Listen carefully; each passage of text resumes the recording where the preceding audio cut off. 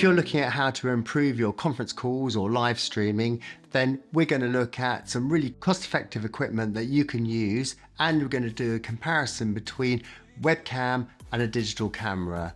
So let's dive in and take a look. Let's have a look at the equipment we've got here today. Up here is a Softbox by Neewer and a 600 LED flat panel light. Straight away I'd recommend you probably don't need a 600 LED light, because I think probably quite happily do with a 400 or less, because I only keep that on about quarter power. It's great to have around for other productions. It's up to you, but I would say you could save some money and go for something a little bit smaller and not quite as powerful and still get the great quality.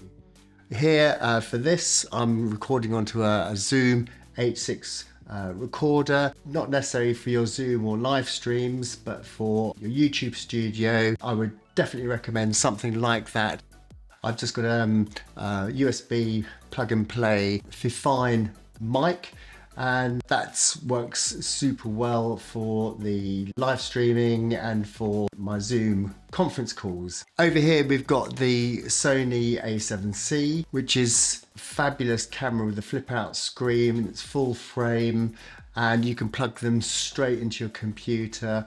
All you need to do is download the Image Edge app and you'll straight away connect through to the computer. I've also got the Logitech webcam up here.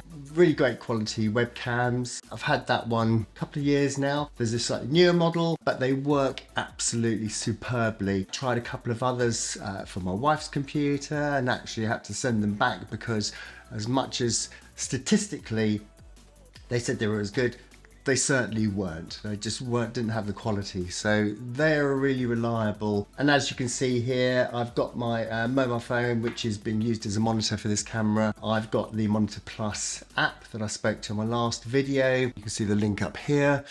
And that's used to control this camera. But otherwise, for my streaming and for video calls or for recording vlogs, I've got the A7C here in front of me. I just want to show you what that looks like through a Zoom call as well. So if we go over to this screen, you can see up here, I've got the Logitech connected here, and you can see basically the quality that I'm getting. You turn the computer on, you just want to connect straight to Zoom, then the quality of this I think is perfectly acceptable. It's quite a crisp image, it's quite contrasty, so bear that in mind.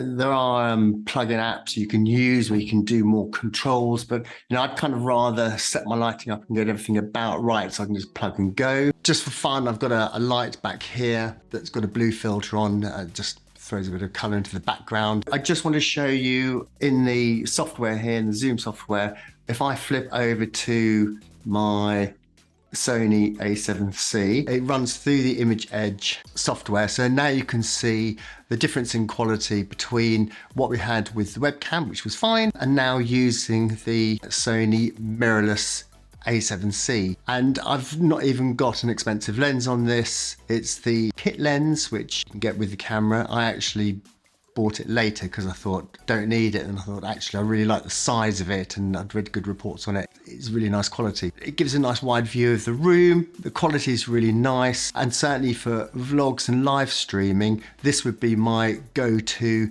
piece of kit connected up like this. When would I use one? When would I use the other? I think just for Zoom calls, I wouldn't necessarily worry about using it. Depending on the client you're talking to, maybe you want to impress them a little bit with, the quality of just jumping on a Zoom call, and so that builds up some trust there. Otherwise, I think the webcams are great. To do a live stream, for example, I think then to have this sort of quality is a huge advantage. And so I'd definitely recommend using a digital camera. These Sonys I love because they just connect straight through like this. All you need to do is just set the settings correctly. And of course, you don't have to worry about backlight and everything because you're manually going to control the settings of the camera.